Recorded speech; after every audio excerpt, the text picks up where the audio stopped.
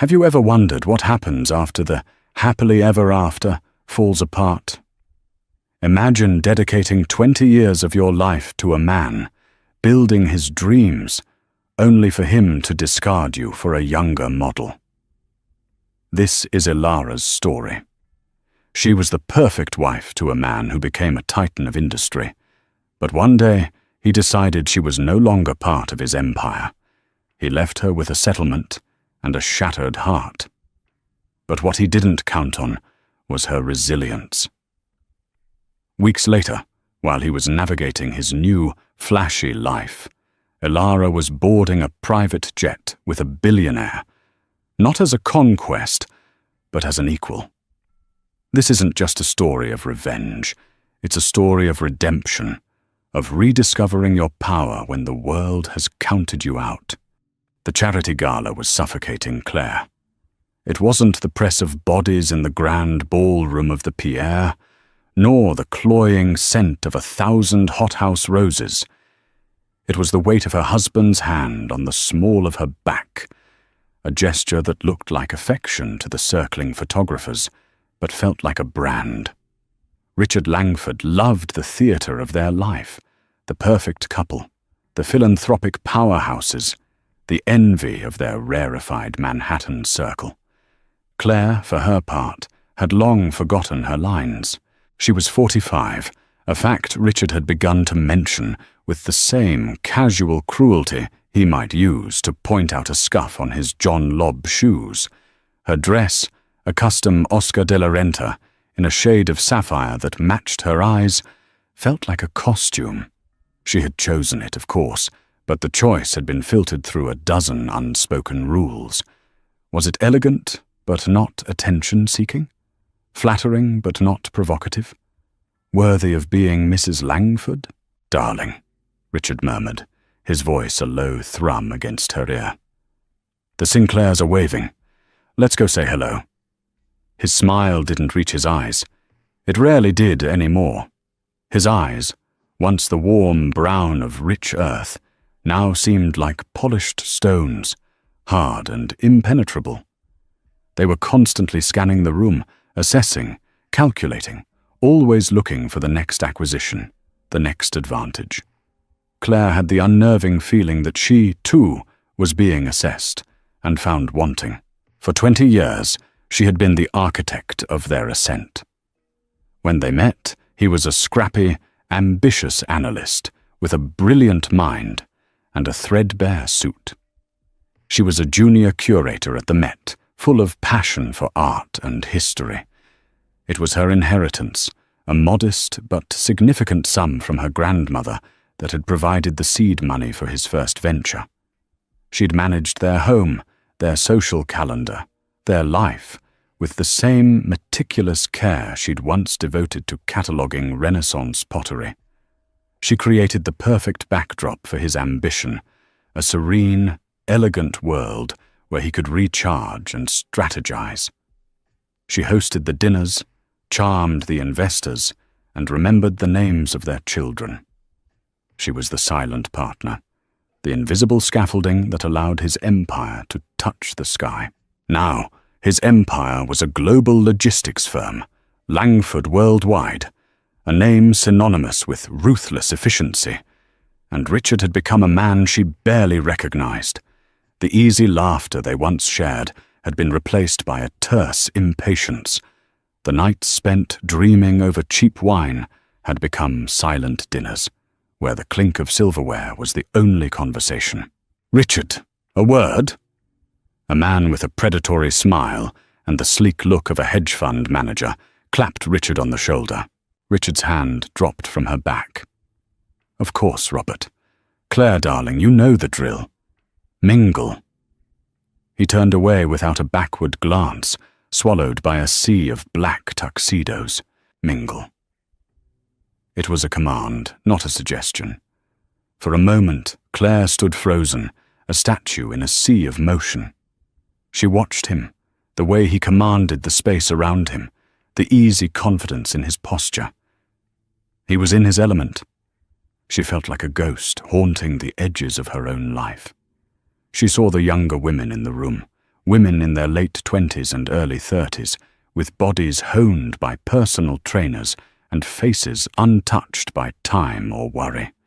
They looked at Richard with a hungry, acquisitive gleam in their eyes.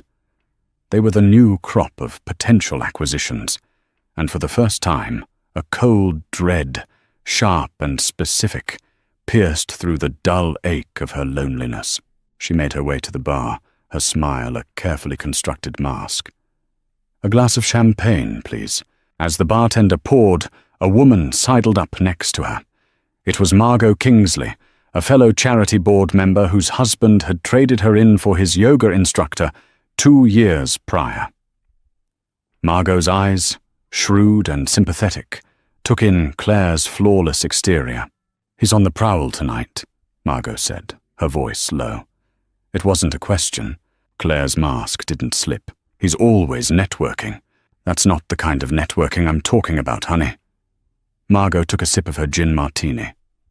"I saw him with Sienna Caldwell earlier, the one who does PR for half the tech startups in the city. She's 28 and looks like she was assembled in a lab for the sole purpose of making the rest of us feel obsolete." Claire's heart gave a painful lurch. Sienna Caldwell. She knew the name. Richard had mentioned her, praising her aggressive, forward-thinking strategies. She was everything Claire was not. Young, hungry, and utterly of the moment. "Richard respects her work," Claire said, the words tasting like ash. Margot gave her a look that was a mixture of pity and exasperation. "Claire, wake up. Men like Richard don't respect work from women like that. They see a commodity, a shiny new toy. I'm just saying, watch your back." The rest of the evening passed in a blur of forced smiles and meaningless conversations. Claire played her part, the gracious, elegant wife. But Margot's words had been a stone thrown into the still, stagnant waters of her denial. Every time she saw Richard across the room, he seemed to be laughing a little too loudly, his hand lingering a little too long on a woman's arm.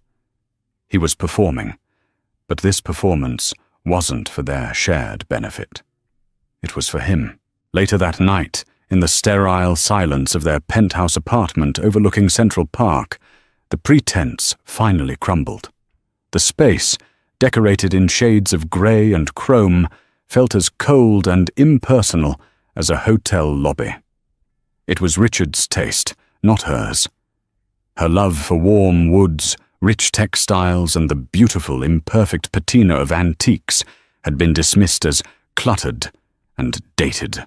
She was taking off her diamond earrings when he walked into the bedroom, loosening his tie. "Good event," he said, his tone clipped. "We raised over 2 million. "That's wonderful," she replied, her voice hollow. He looked at her then, really looked at her, and his expression was one of profound, weary disappointment. "You look tired, Claire. It was a long night." "No, it's not just tonight." He sat on the edge of their king-sized bed, a vast, empty space between them. "It's all the time. There's a sadness about you. It's draining." The accusation hung in the air, a stunning piece of cruelty. He was the source of her sadness, the architect of her loneliness, and yet he was blaming her for it. It was the emotional equivalent of an accounting trick, shifting a liability off his own books and onto hers. "I'm not sad, Richard," she said, her voice trembling slightly. I don't know what I am." "That's just it," he said, standing up and starting to unbutton his shirt. "You don't know what you are anymore. You've let yourself go, not physically, but in spirit. The fire is gone." He was describing a problem he had created, a fire he had systematically extinguished with years of neglect and quiet contempt. He was building a case, she realized, not for a reconciliation, but for a departure. The foundation of their life, the one she had so carefully constructed, was being systematically dismantled, and she was the last to know. She felt a tremor of fear. But beneath it, something else stirred. A flicker of long dormant anger. The gilded cage had been comfortable, but she was starting to remember what it felt like to want to fly. The end came not with a bang, but with the quiet, deliberate click of a briefcase latch. It was a Tuesday morning, 2 weeks after the gala.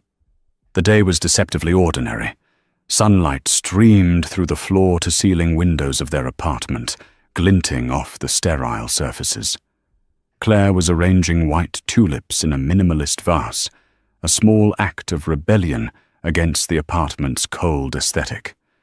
The flowers were a whisper of the woman she used to be. Richard walked into the room, already dressed in a bespoke suit of sharkskin grey. He wasn't heading to the office. He carried the briefcase, a sleek, weapon-like thing made of carbon fiber. He placed it on the glass dining table with a soft thud that echoed the finality of a gavel. "Claire," he began, his voice devoid of any emotion. It was his boardroom voice, the one he used for hostile takeovers. "We need to talk." Her heart, which had been in a state of low-grade anxiety for weeks, began to pound a frantic, painful rhythm against her ribs. She turned from the flowers, her hand still holding a single white tulip. "Okay, I'm not happy," he said, as if this was a novel revelation. "I haven't been for a long time, and neither have you." It was the same tactic he'd used in the bedroom after the gala, presenting his decision as a mutual one, a kindness. He was not abandoning her. He was liberating her. The gaslighting was so profound, so audacious, that for a moment she almost believed him. "What are you saying, Richard?" she asked, though she already knew. The words hung in the air, a script she was forced to follow. "I'm saying this isn't working." He gestured vaguely at the opulent space around them.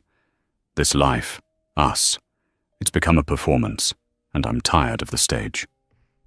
"So you're just ending it?" The tulip stem in her hand snapped, a sound that was shockingly loud in the quiet room. 20 years. You're just ending it on a Tuesday morning? There's no good day for this, Claire. For the first time, a flicker of something, annoyance, impatience, crossed his face. He was a man used to efficiency. He had allocated a specific amount of time for this unpleasantness, and she was disrupting the schedule. "I'm trying to do this with dignity, for both of us." He opened the briefcase. Inside, nestled in custom-cut foam, were not papers, but a series of neatly bound documents, each tabbed and labelled. It was an execution, planned with the meticulous detail of a corporate merger. "I've had my lawyers draw up a separation agreement," he said, pushing a thick document across the table. "It's generous, more than generous. The apartment is yours. A lump sum settlement of $20 million, plus a monthly stipend of $50,000 for the next 5 years. All assets in your name remain yours. It's clean, no fuss. $20 million. The number was obscene, designed to stun her into silence, to buy her compliance. It was a fraction of his net worth, she knew, but to him it was a king's ransom, a golden gag. He was purchasing her silence, her quick and quiet disappearance from his life. "Generous," she repeated, the word tasting like poison. She looked at his face, searching for a trace of the man she had married, the boy who had sketched out his dreams on a napkin in a dingy diner while she looked on with shining eyes. There was nothing.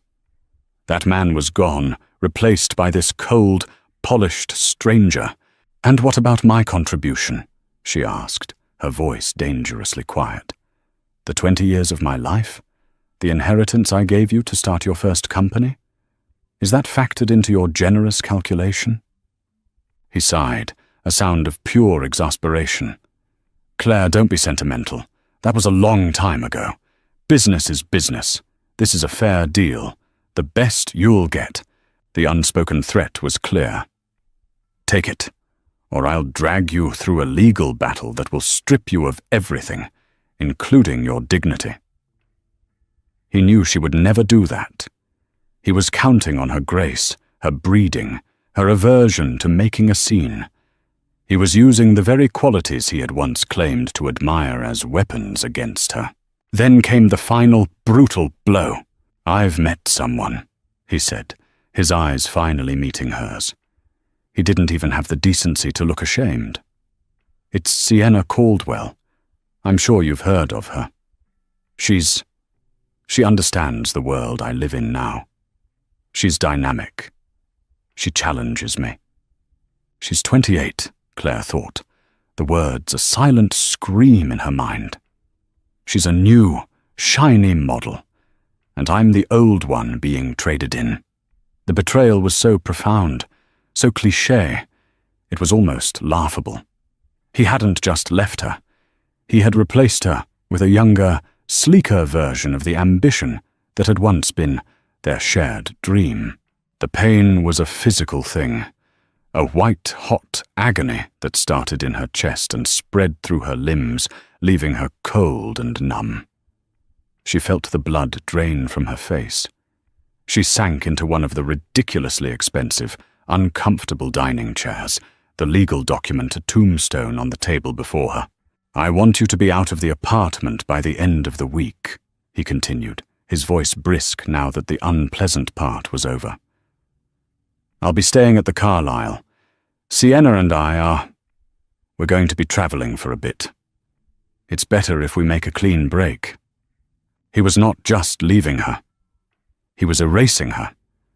He wanted her gone, out of sight, so he could install his new life in the space she had occupied.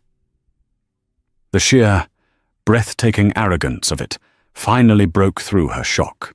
A laugh escaped her lips, a dry, ragged sound. "You want me out? Of my home?" "It's for the best," he said, closing the briefcase. The deal was done. He stood up, adjusting his tie. He looked at his watch. He was already moving on. He walked to the door, then paused, his hand on the handle. He looked back at her, a small, almost imperceptible frown on his face, as if he was disappointed in her reaction. He had expected tears, perhaps, or a dignified silence.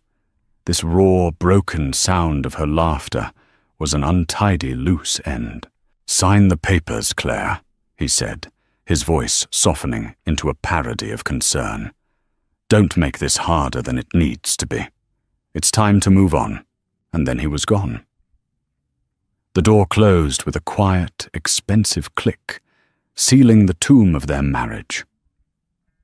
Claire sat alone in the sun-drenched room, the white tulips drooping in their vase, the $20 million contract lying on the table like a death certificate. She was 45 years old, and her life had just been declared obsolete. The silence he left behind was absolute. The first few days were a blur of disbelieving numbness. The apartment, once a symbol of their success, became a mausoleum. Every object was an artifact of a life that was no longer hers. The art on the walls, chosen by committee and approved by Richard, felt alien. The books on the shelves, mostly unread tomes on business and economics, mocked her. She wandered through the silent, cavernous rooms like a ghost, touching the cold marble countertops, the smooth leather of the sofas, her reflection a pale, shimmering stranger in the polished chrome. She didn't cry. The shock was a dam holding back a flood of grief, and she was terrified of what would happen if it broke. Instead, a cold, methodical anger began to set in. Richard had given her a deadline, out by the end of the week. It was a final assertion of his power, a last twist of the knife. He expected her to crumble, to have her assistant pack her things, to disappear quietly.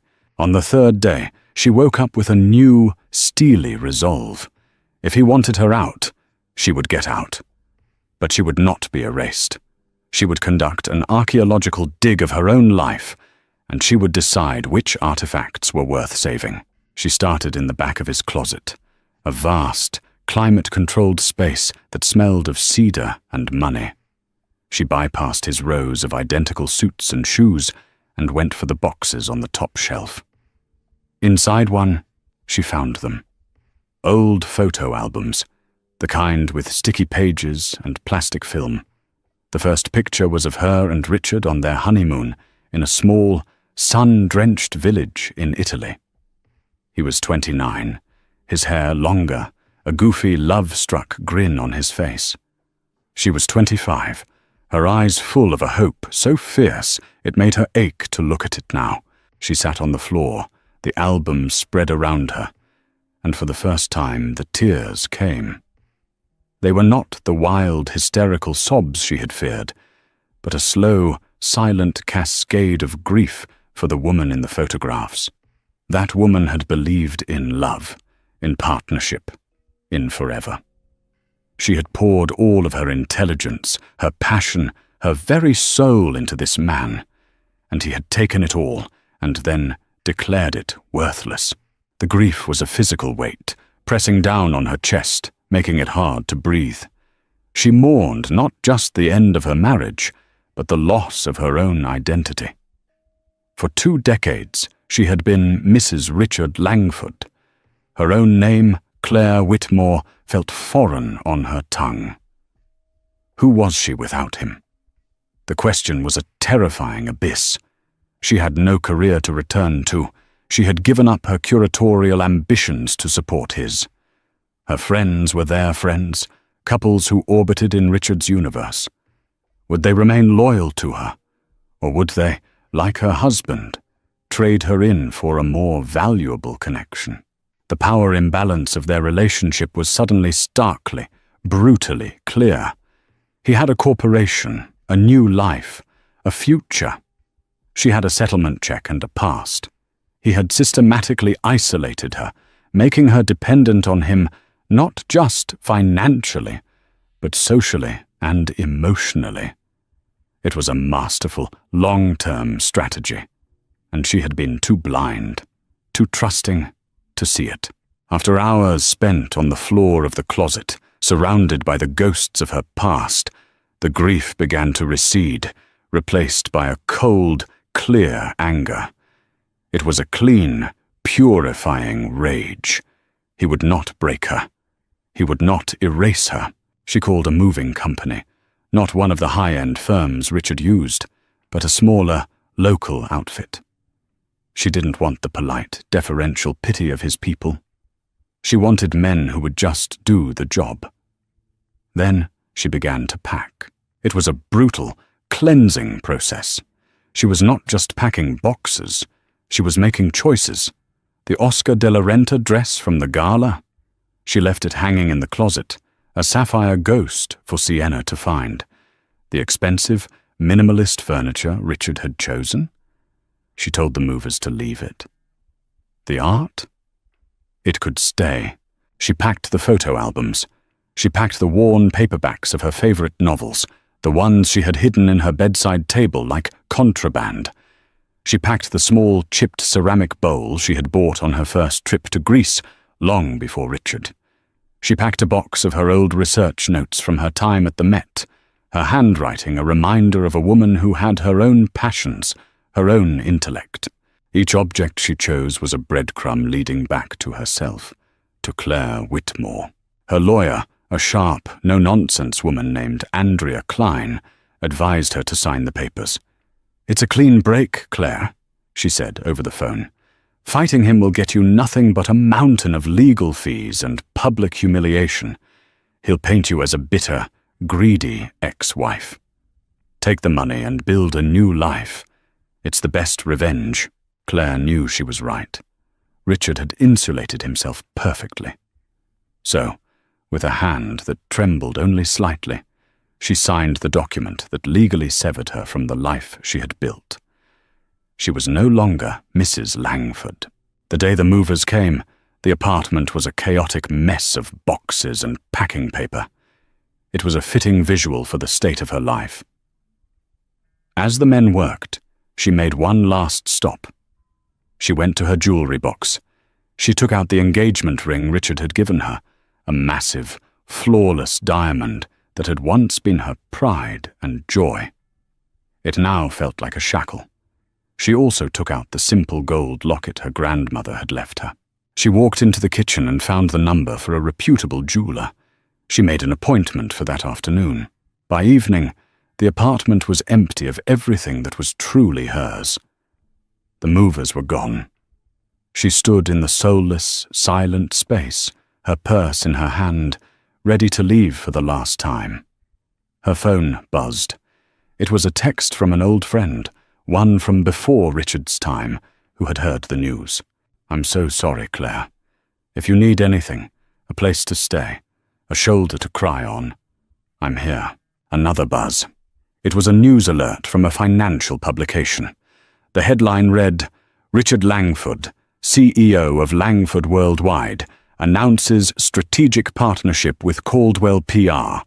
Sources say the relationship is personal as well as professional." The article included a picture of Richard and Sienna clinking champagne glasses on a yacht, the very picture of a power couple, seeing them together, so smug, so triumphant, should have destroyed her. But as she looked at the picture, something shifted. The pain was still there, a deep, resonant ache. But it was no longer the all-consuming agony of the past few days. It was something she could contain. She looked around the apartment one last time. It was a beautiful, expensive prison, and she was finally free. She had the settlement, yes, but more importantly, she had the contents of those boxes. She had the memories of the woman she had been, and the quiet, fierce determination to become someone new. She walked out the door and didn't look back. The archaeology was complete. It was time for the restoration to begin. For the first month, Claire lived in a state of suspended animation. She took a suite at the Lowell, a hotel that was the antithesis of her former home. It was warm, intimate, and deeply traditional, with chintz fabrics, wood-burning fireplaces, and a quiet, old-world charm. It was a place to hide, to lick her wounds in luxurious privacy. She spent her days in a fog of grief and aimless wandering. She would walk for hours through Central Park, her face hidden behind oversized sunglasses, watching families, lovers, the entire pageant of human connection, feeling utterly detached from it all. She visited the Met, her old stomping grounds, but found she couldn't enjoy the art. Each painting, each sculpture, was a reminder of the passion she had sacrificed. The $20 million sat in her new bank account, a sterile, intimidating number. It was her freedom, her security, but it also felt like blood money, the price of her silence. The monthly stipend felt like an allowance, a continued tether to Richard, a reminder of her dependency. One rainy Tuesday afternoon, she found herself seeking refuge in a small, independent bookstore in the West Village, the kind of place Richard would have dismissed as unprofitable. The air smelled of old paper and brewing coffee. It was a haven of quiet intellectualism, a world away from the glossy, high-stakes universe she had just escaped. She was running her fingers over the spines of art history books, a section she hadn't allowed herself to visit in years, when a voice beside her said, "A fellow enthusiast of the Florentine masters, I see." The voice was deep, with a warm, pleasant timbre, and a faint, unplaceable European accent. She turned. The man standing next to her was tall, perhaps in his early 50s, with silvering hair at his temples and eyes the color of a stormy sea. He was dressed in a simple, impeccably tailored grey sweater and dark trousers, an outfit of quiet, understated elegance. There was a stillness about him, a sense of calm authority that was nothing like Richard's restless, aggressive energy. "I used to be," Claire replied, her voice rusty from disuse. "A long time ago."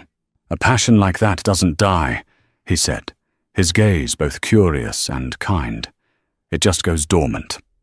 He gestured to the book she was touching, a monograph on the sculptor Donatello. "His David is a masterpiece of youthful arrogance and divine purpose. Don't you think?" His observation was so astute, so specific, it caught her off guard. It was the kind of conversation she hadn't had in years. Richard's interest in art was purely financial, an asset class. He spoke of artists in terms of their auction records, not their souls. "I've always been more partial to his Mary Magdalene," she found herself saying, surprised by her own engagement. "The wooden one in the Duomo? It's so raw, so full of pain and repentance. It's brutally human." A slow smile spread across the man's face, transforming his handsome, serious features into something approachable and warm. "An excellent choice. It's a work of profound psychological insight. Most people prefer the beauty. You chose the truth." They stood there for a moment, a comfortable silence falling between them, the shared appreciation for a piece of art, creating an unexpected intimacy. "I'm Alexander," he said, extending his hand. "Alexander Moreau." His handshake was firm, his hand warm. "Claire Whitmore," she replied, using her maiden name. It felt good, solid. "It's a pleasure to meet you, Claire Whitmore." He didn't seem to recognize her name, or if he did, he gave no sign. In Richard's world, everyone knew who she was, or rather, what she was. Mrs. Langford. Here, in this dusty bookstore, she was just a woman with an opinion on Donatello. It was intoxicating. They talked for nearly an hour, their conversation flowing easily from Renaissance sculpture to modern architecture, to the simple pleasure of a rainy day in New York. He was witty, intelligent, and, most importantly, he was a phenomenal listener. He asked her questions about her opinions, not as a social nicety, but with genuine interest. He looked at her when she spoke, his gaze focused and attentive. She felt seen, truly seen, for the first time in a very long time. She learned that he was in the city for business, though he was vague about the details. He spoke of living in London, but traveling frequently. There was an air of mystery about him, but it wasn't the secretive, guarded mystery of Richard. It was the quiet confidence of a man who had no need to broadcast his own importance. "I'm afraid I have a meeting to get to," he said finally, a look of genuine regret in his eyes. "But I can't help but feel our conversation is unfinished." Claire's heart gave a nervous flutter. She had forgotten what this felt like, this spark of connection with a new person. "Perhaps," he continued, his tone casual but his eyes intent, "you would allow me to continue it over dinner tomorrow evening?" The invitation was so direct, so refreshingly devoid of games, that it startled her. Richard's courtship had been a strategic campaign. This felt human. "I'd like that," she said, a genuine smile reaching her eyes for the first time in weeks. He smiled back, a crinkle of fine lines appearing at the corners of his eyes. "Excellent. Shall we say 7 o'clock? There's a quiet Italian place nearby, Il Buco." "Do you know it?" She did. It was known for its authentic, unpretentious food, the kind of place Richard would never go. "I do. It's lovely." "Perfect." He pulled out a simple, elegant business card. It bore only his name, a phone number, and an email address. No company name, no title. "In case your plans change." He gave her a small, almost courtly nod. And then he was gone, leaving the scent of rain and expensive cologne in his wake. Claire stood for a moment, her fingers tracing the embossed letters of his name on the card. Alexander Moreau. She bought the book on Donatello. As she walked back to her hotel, the rain had stopped, and a sliver of sun was breaking through the clouds. The city, which had felt so grey and hostile, suddenly seemed full of possibilities. For the first time since Richard had walked out of her life, she felt a flicker of something that was not grief, not anger, but a tentative, fragile hope. She had a dinner date. It was a small thing, a single step, but it was a step out of the past and into the unknown. And for the first time in a long time, the unknown didn't feel terrifying. It felt like an adventure. The contrast between Richard and Alexander was a study in two different kinds of power. Richard's power was loud, ostentatious, and demanding of validation. It was in the logos on his private jet, the brash headlines he courted, the way he entered a room as if he owned it.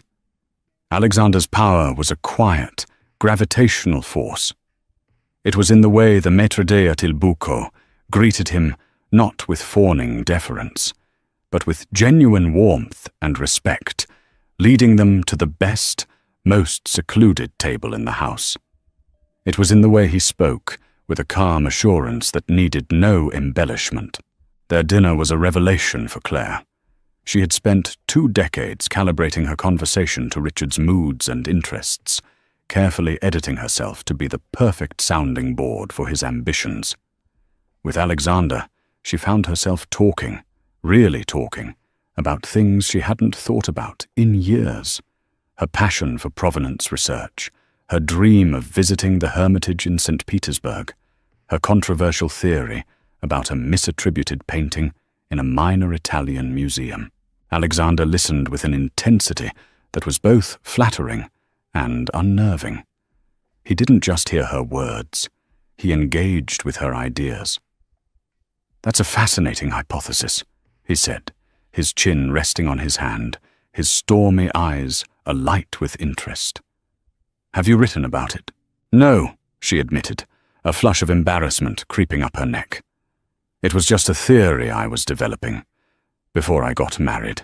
A shame to let good ideas go to waste," he said simply, without a trace of judgment.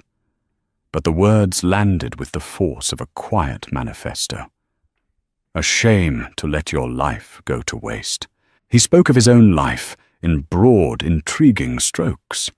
He was in private equity, a term that could mean anything, but he spoke of it not in terms of hostile takeovers and profit margins, but in terms of finding and nurturing potential. "I like to find undervalued assets," he explained, "companies with good bones that have been mismanaged or overlooked, and help them become what they were always meant to be." The parallel was not lost on Claire. She felt like an undervalued asset, a company with good bones that had been brutally mismanaged. As the evening wore on, she found herself telling him about her divorce. She didn't intend to. The words just came, not as a plea for sympathy, but as a simple statement of fact. She kept the details sparse, editing out the rawest, most humiliating parts. She was the ex-wife of a prominent businessman. They had grown apart. It was over. Alexander listened without interruption, his expression unreadable but attentive. When she finished, he didn't offer the empty platitudes she had come to expect. He didn't say, "I'm sorry," or "his loss." Instead, he looked at her and said, "It must be difficult when your life's work is a partnership, and the partnership is dissolved. You're left with the question of what your work is worth on its own." The insight was so precise, so deeply empathetic, it took her breath away. He understood that her grief was not just for the loss of a husband, but for the invalidation of her life's work. He saw her not as a jilted wife, but as a professional who had been the victim of a hostile buyout. Meanwhile, Richard's new life was playing out in the glossy pages of tabloids and on gossip websites. He and Sienna were a whirlwind of conspicuous consumption. They were photographed on a yacht in St. Bart's, Sienna in a microscopic bikini, Richard looking tanned and virile. They were at the opening of a new club in Miami, at a film festival in Cannes. He was buying her extravagant gifts, a rare pink diamond, a limited edition Ferrari, a penthouse apartment in a new, soulless glass tower. He was spending money, the only currency he truly understood, to prove his happiness. But in the photos, Claire saw something she hadn't noticed before, a flicker of desperation in his eyes. His smiles were too wide, his grip on Sienna's arm too tight. He wasn't living a new life. He was performing one, and the performance looked exhausting. Sienna, for her part, looked triumphant. She was the ultimate accessory, the living proof of his continued relevance and power. Claire's relationship with Alexander unfolded at a different pace, measured in a different currency. Conversation, shared experiences, mutual respect. They went to museums, obscure chamber music concerts, and tiny family-owned restaurants in Queens. He was reintroducing her to the city she lived in, but had never truly known. More importantly, he was reintroducing her to herself. One afternoon, he took her to a private gallery in Chelsea. The owner, a chic woman with an intimidatingly severe haircut, greeted Alexander with a kiss on both cheeks. "Alexander, darling, it's been too long." She led them to a private viewing room. On the wall was a single, stunning painting, a landscape that was both abstract and deeply emotional. "It's a recent acquisition," Alexander said to Claire. "I wanted your opinion before I finalized the purchase." Claire was floored. He wasn't just asking for her opinion as a casual date. He was consulting her as an expert. She walked up to the painting, her old instincts kicking in. She studied the brush strokes, the use of color, the composition. She spoke for 10 minutes, her voice sure and confident, dissecting the artist's technique and emotional intent. When she was finished, Alexander and the gallery owner were looking at her with expressions of profound admiration. "Well," the owner said, raising an eyebrow at Alexander, "she's better than half the consultants I have on my payroll. Where did you find her?" Alexander just smiled. "I found her admiring the truth in Donatello. On the way out, he turned to her. I have a proposition for you. I have a rather extensive art collection, and frankly, it's a mess. It's poorly catalogued, and I suspect some of the attributions are optimistic. I need someone with a good eye and a passion for the truth to sort it out. It's a massive project. It would require travel. To London, Geneva, my home in Tuscany. It wasn't a date. It wasn't a handout. It was a job offer. A serious, demanding, important job. It was a lifeline, a chance to reclaim the part of herself she had thought was lost forever. "I'm not asking for a favor," he said, his eyes serious. "I would pay you your market rate, of course. I need the best. I think that's you." Tears welled in her eyes, but for the first time in a long time, they were not tears of grief. They were tears of gratitude, of overwhelming, bone-deep relief. He was offering her a new currency, one based not on a settlement check from her ex-husband, but on her own talent, her own worth. "Yes," she said, her voice thick with emotion. "Yes, Alexander, I would love to." That evening, she went back to her hotel suite and opened her laptop. She began to research the art market, auction records and cataloging software. The fire that Richard had declared extinguished was not gone. It had just been dormant, and Alexander Moreau had just handed her a match. The next 3 months were a blur of purposeful activity. Claire moved out of the hotel and into a beautiful, light-filled apartment in a pre-war building on the Upper West Side, a place she chose for herself, filled with things that she loved. It was a home, not a showroom. The $20 million, which had once felt like a burden, now felt like a tool. She used it to hire a top-tier financial advisor, a woman who specialized in helping divorced women secure their futures. For the first time, Claire took control of her own finances, learning the language of investments and portfolios, a world Richard had always kept shrouded in mystery. But her real work, her true salvation, was Alexander's art collection. It was, as he had said, a magnificent mess. He had been buying for years, with a good eye but little discipline. It was a dragon's hoard of treasures, disorganized and unappreciated. The project was a perfect fit for Claire's meticulous, academic mind. She flew to London, where Alexander had a stunning townhouse in Belgravia, filled with British modernists. She spent weeks in his villa in Tuscany, a rambling, ancient stone house surrounded by olive groves, cataloguing his collection of Renaissance drawings. She worked with a focus and intensity she hadn't felt in years. She was not just an employee, she was a partner in this endeavor. Alexander trusted her judgment implicitly.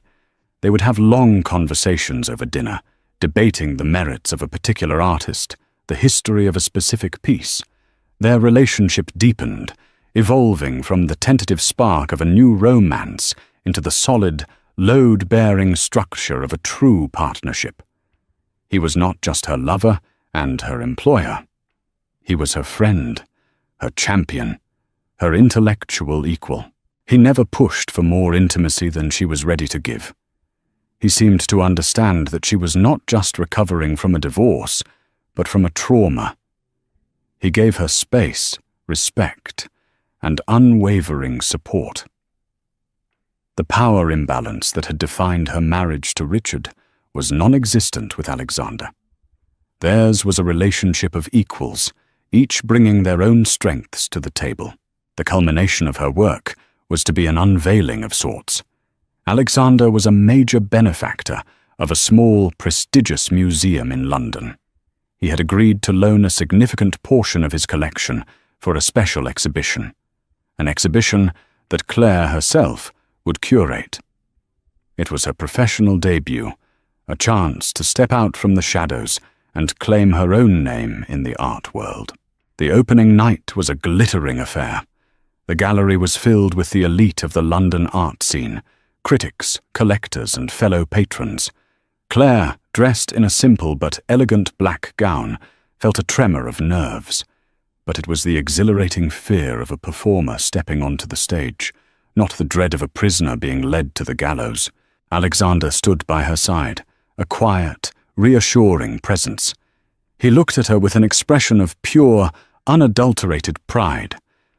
"You did this, Claire," he murmured, his hand finding hers. "This is all you."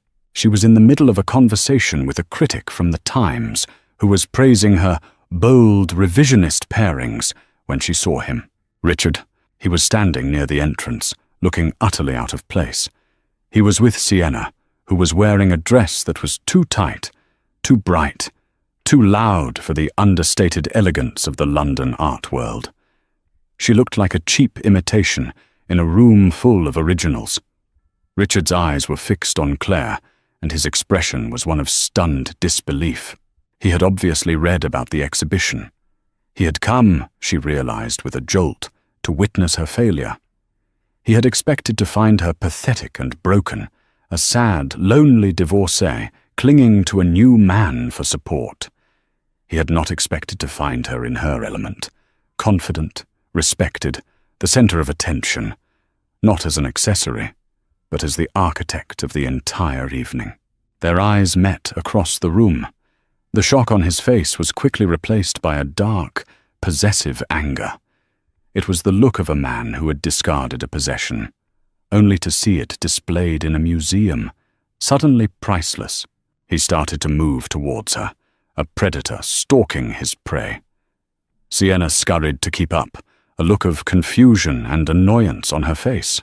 Alexander, sensing the shift in her demeanor, squeezed her hand. "Are you all right?" "I'm fine," she said, her voice steady. The fear she would have once felt was gone, replaced by a cold, calm resolve. She was no longer his possession. She was no longer afraid of him. "Claire," Richard said, his voice a low growl as he reached her.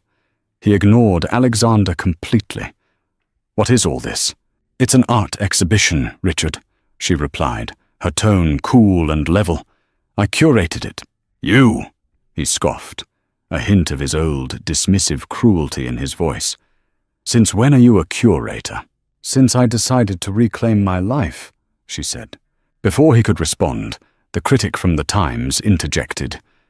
Your wife has done a masterful job, Mr. He looked at Richard with a dismissive air. Her ex-husband, Claire corrected gently. Richard Langford. The critic's eyes widened slightly in recognition, but his expression soured. Richard's reputation for ruthless business practices was well known in London. Sienna, feeling excluded, stepped forward and thrust out her hand. Sienna Caldwell, she said, her voice a little too loud. I handle all of Richard's public relations. The critic gave her a limp, brief handshake and turned back to Claire. Well, Miss Whitmore, you have a remarkable eye. The juxtaposition of the bacon and the soutine is inspired. I'd love to discuss it further for my review. The dismissal was absolute. In this world, a world of culture, intellect, and quiet power, Richard's money and Sienna's aggressive PR meant nothing. Claire's talent, her knowledge, her passion, that was the currency that mattered here. Richard's face was a mask of fury. He had come to see her humbled, and instead he had been humiliated. He had been rendered irrelevant in her new world. He looked from Claire, poised and respected, to Alexander, who stood beside her, a silent, powerful guardian. He saw the easy intimacy between them, the shared language of equals, and in that moment he understood what he had lost. It wasn't just a wife. It was the quiet, steady foundation of his own success, the one asset he had undervalued and discarded, and which was now, clearly, beyond his reach.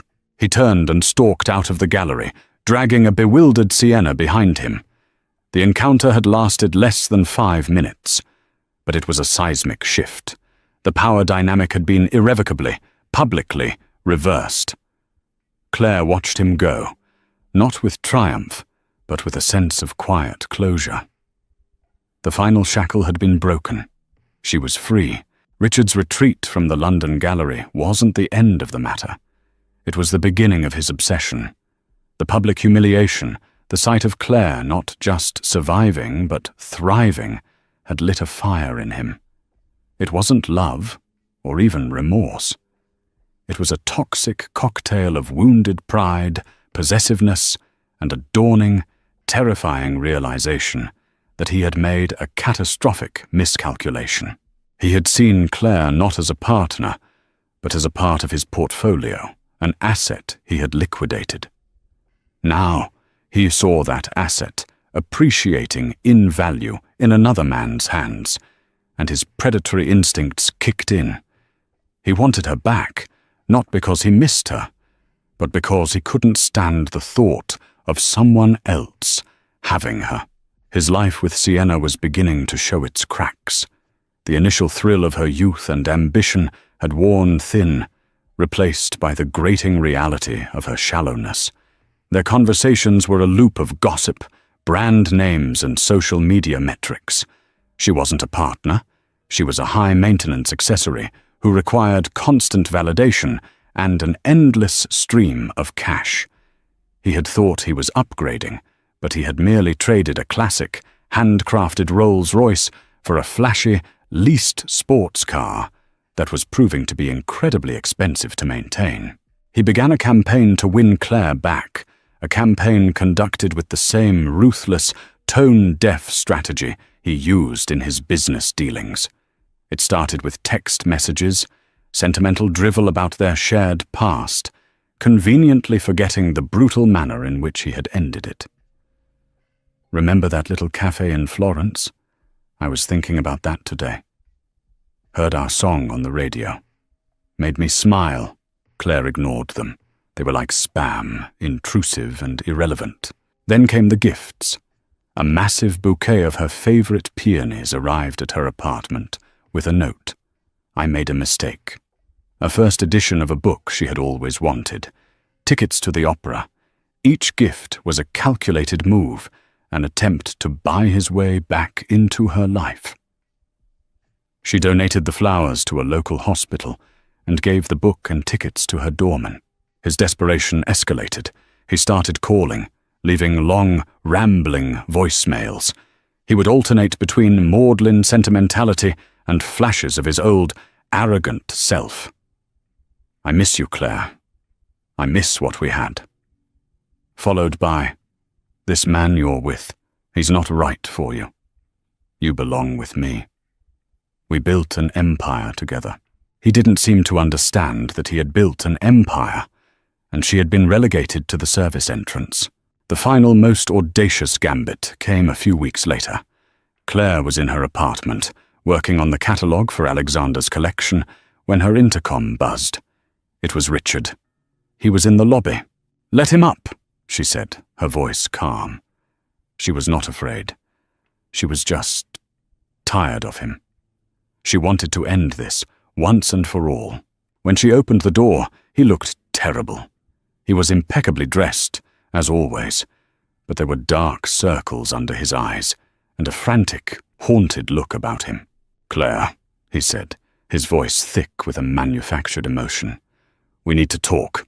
"There's nothing to talk about, Richard." "Please," he said, and for the first time, she heard a note of genuine desperation.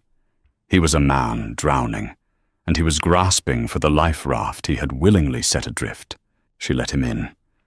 He stood in the middle of her living room, a space that was so completely her, filled with warm colors, comfortable furniture, and books. It was a world he didn't belong in.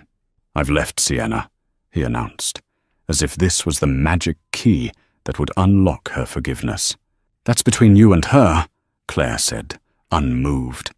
"It has nothing to do with me." "It has everything to do with you," he insisted, his voice rising. "I left her for you. I realize now what a fool I've been. She was nothing, a diversion. You, Claire, you are my life. You are my home." The hypocrisy was breathtaking. He was trying to sell her the same fantasy he had sold Sienna, the idea that she was the one, the only one, while the previous one was not yet a distant memory. "I am not your home, Richard," she said, her voice like ice. "You demolished that home. You sold the land to a new developer. And now that the new building has turned out to be a poorly constructed condo with a leaky roof, you want to come back and claim the original property. But the property is no longer for sale." His face contorted in a mask of rage and disbelief. He was not used to being told no. He was used to getting what he wanted. "Is it him?" he snarled. "Is it Moreau? What did he offer you? More money? A bigger title? What's his price? I'll double it." And there it was, the core of him, laid bare. Everything was a transaction. Everyone had a price. He could not conceive of a world in which a woman would choose respect over money, partnership over ownership. "You still don't get it," she said, a profound sadness washing over her. She almost felt sorry for him. He was a man trapped in a prison of his own making, a world devoid of genuine human connection. Alexander didn't offer me anything. He saw me. He saw the person I was, the person I could be, when you only saw a line item on your balance sheet, an asset that had depreciated in value. She walked to the door and opened it. "You need to leave, Richard." He stared at her, his mind scrambling, trying to find a new tactic, a new angle. But there were none left. He had played all his cards. "You'll regret this, Claire," he whispered, a final pathetic threat. "No, Richard," she said, looking him straight in the eye. "I won't. My only regret is that I didn't leave you sooner." He walked out, a defeated man.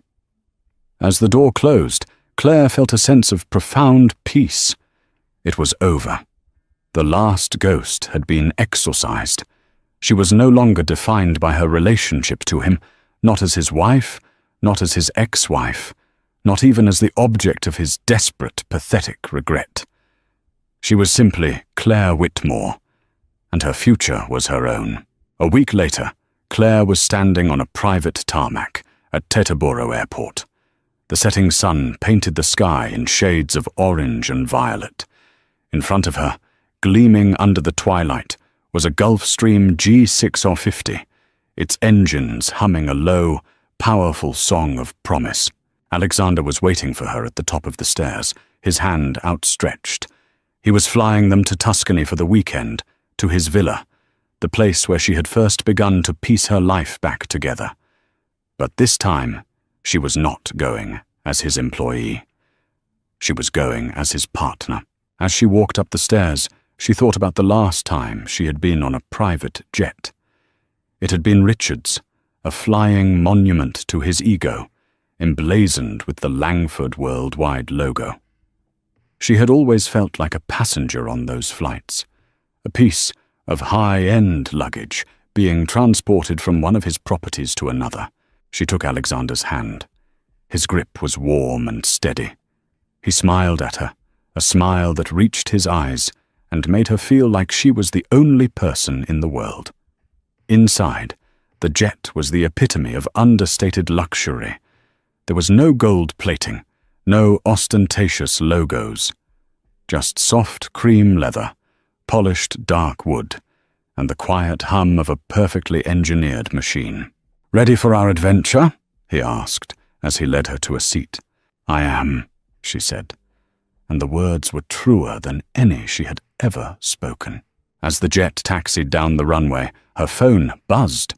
It was a news alert. Richard Langford sells penthouse at a loss amidst rumors of financial trouble. The article detailed how his reckless spending, coupled with a few bad investments and the costly separation from Sienna, had put a significant dent in his fortune. He was downsizing, selling off his toys, his empire shrinking. She read the headline and felt nothing. Not pity, not satisfaction, not even a flicker of interest. His fate was no longer tied to hers. It was just news about a stranger. The jet accelerated, pressing her back into the soft leather of her seat. She looked out the window as the ground fell away, the lights of the city shrinking to a glittering carpet below. She was rising above it all, literally and figuratively. Alexander poured them both a glass of champagne. "A toast," he said, his stormy eyes soft in the warm light of the cabin. "To new beginnings. To new beginnings," she repeated, clinking her glass against his. They talked as the jet climbed through the clouds, the sky turning from deep indigo to a black velvet strewn with diamonds. They talked about the future, about the exhibitions they would plan, the places they would see, the life they would build together. It was a conversation between equals, a blueprint for a shared future, not a hostile takeover of her own. She had once believed that her life was over, that her worth was tied to a man who had declared her worthless. She had been trapped in a gilded cage, a beautiful prison of someone else's design. But she had found the key. The key was not Alexander, not his money, not his lifestyle. The key was herself. It was the rediscovery of her own passion, her own intellect, her own strength. Alexander had not saved her. He had simply opened a door and invited her to walk through it on her own 2 feet. As the coast of America disappeared behind them, and the vast, dark expanse of the Atlantic opened up before them, Claire felt a sense of peace so profound it was almost overwhelming. She was not the woman who had been left for a younger model. She was not the woman who had cried on the floor of her husband's closet. She was Claire Whitmore, a curator, a partner, a lover, a woman who had faced the ruin of her life and had chosen to rebuild. Not from the ashes, but from a stronger, more authentic foundation. She leaned her head on Alexander's shoulder, the hum of the engines a lullaby. She was flying private, not with a billionaire who had bought her, but with a man who valued her. And she was flying towards a future that was not a settlement, but a reward. A future she had earned. A future that was, finally, gloriously, her own. Claire's journey is a powerful reminder that our worth is not determined by who we are to someone else, but by who we are to ourselves. She lost everything she thought defined her, only to find the person she was always meant to be. Her story is one of betrayal, yes, but more importantly, it's one of resilience, of reclaiming your power, and of the quiet triumph of building a life on your own terms. It proves that sometimes the most devastating endings are just the beginning of a much better story. If Claire's story of redemption and empowerment resonated with you, please give this video a like and share it with someone who might need to hear this message. And don't forget to subscribe to the channel for more stories of incredible transformations and second chances. Thank you for watching.